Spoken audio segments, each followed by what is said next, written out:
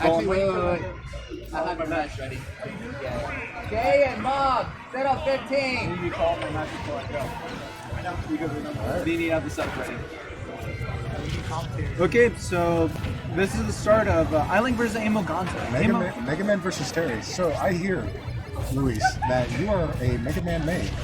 So you will be able to catch out this guy's any mistakes this guy might make. Is that true? AMOGonza and me have quite a bit of history with each other. Really?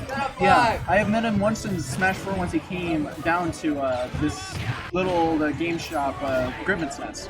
It's a wonderful place, by the way, if you haven't been there. I haven't, but actually. basically, me and him have been playing ever since Smash 4, and I gotta say, the man's been solid throughout. He uses a lot more forwarders than I do, and he uses a lot more... His movement's a lot more cleaner, I would say, than I am. Cleaner. But do you think he's more aggressive than you're more projectile kind of based with your you use more of your like tools available, while I believe he's using more of his attacks. He's using forwarder more, he uses down tilt a bit more. Correct. He definitely knows how to use them well. Alright, so as soon as that stops, let's talk about the game now. Okay, so every single time Terry wants to spawn, he probably wants to get a side B on him because it sticks through invincible enemies. Even if it can't be grabbed, it's coded so you can grab them throughout whatever state they're in. Really? Crash Bomber will detonate in 2 seconds, and Buster Wolf will take it. Buster Wolf in the air will take it. Wow. Is it any weaker in the air than it is on ground? I would not know that, honestly. The character's still new, and I personally couldn't say that for me. Okay. He's getting the metal blade in the Z drop. He's catching the jump. It looks like he's going to be able to convert off of this, but this Terry, he has ways of getting back. That's true. Terry's recovery high is really good. He buffers that up B, which I think was a mistake. He could have pressured Megaman a little bit more on ledge. I feel like you're right. He could have. Look, he's stalling in the air. Ooh, that down B definitely there does not get... Were those the iframes on grabbing ledge, or were those the iframes on his actual move? Terry's leg has invincibility on up B, and when he does it with a charge, by holding down and then up, he has full invincibility on his body. So, because down air has invincibility on his legs, he cannot convert that down air into a kill. Oh, wow. Yeah, Terry a high percent go meter, and AMOGonza looks like he's a little bit in a tough spot, and he takes back center stage though. This Terry... And he punishes that crack shoot, was not safe on shield. Not safe As you see, the Crash Bomber always sticks on to them, as long as they drop down early. Right.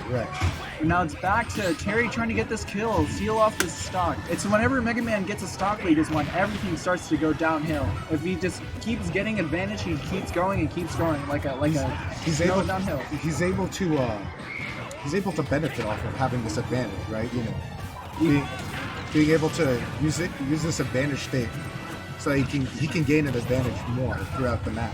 Megaman at 100 is the same as Megaman at 0. They will have the same game plan, and they will keep throwing out projectiles to keep you out of it. Okay. He's pressuring your shield really well.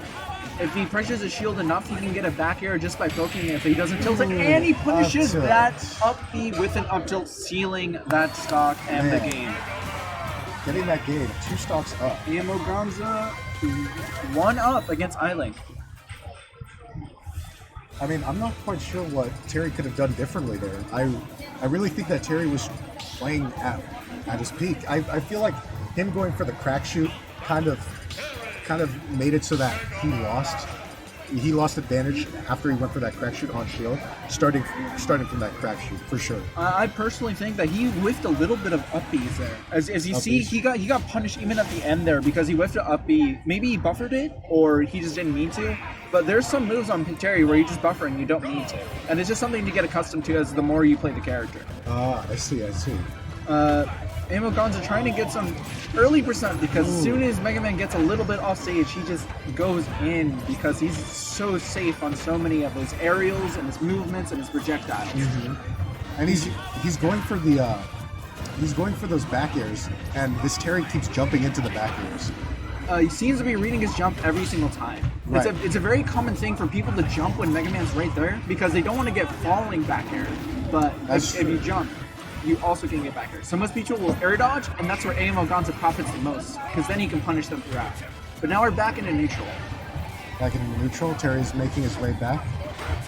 It looks like he might be able to convert something off of his jabs, but He's definitely got stage advantage, and he's using those dash attacks to go ahead and break through whatever opportunity he gets. That will not do it. Megaman good is DI from Megaman. the lightest heavyweight in the game, if I recall right. Lightest heavyweight. Wow. Lightest heavyweight in the game, and he is definitely showing it through. Well, that's true.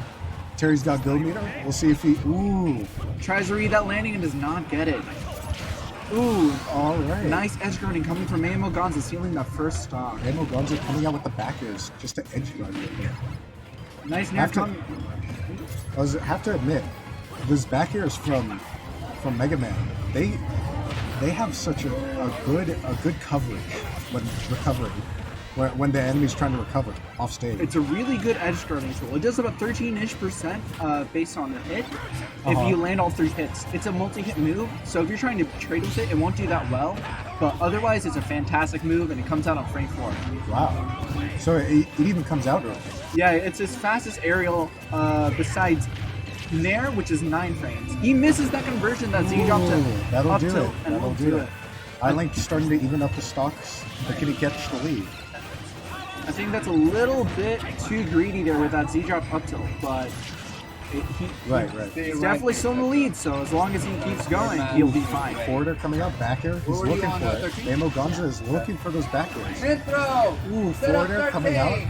He's gonna go for the back air off stage. Ooh, he was setting it up, but Terry now has go meter. We're gonna see how this goes. are we gonna see Geyser come out, or are we gonna see what is it, Buster Wolf? Is that- There is Geyser, Power Geyser, Power and then Geyser. there is, I believe, is Buster Wolf. Buster Wolf, right? And it looks like AMOGonza is able to finish out that stock. It's a bit, he's keeping Terry away from him because Lilat's such a really big stage, and Mega Man's up there is really good at stuffing out people when they're up above. And number Right. game. But Set up I feel like 19. is Lilat wider than most stages, or is it actually is it actually smaller than most stages? I believe Lilat is a little bit tall. Ooh. That's you hate to see that. You hate to see that. But to answer your question, I believe Lilat has wider sides, but a smaller ceiling. Way smaller ceiling. I could right? be extremely wrong on that.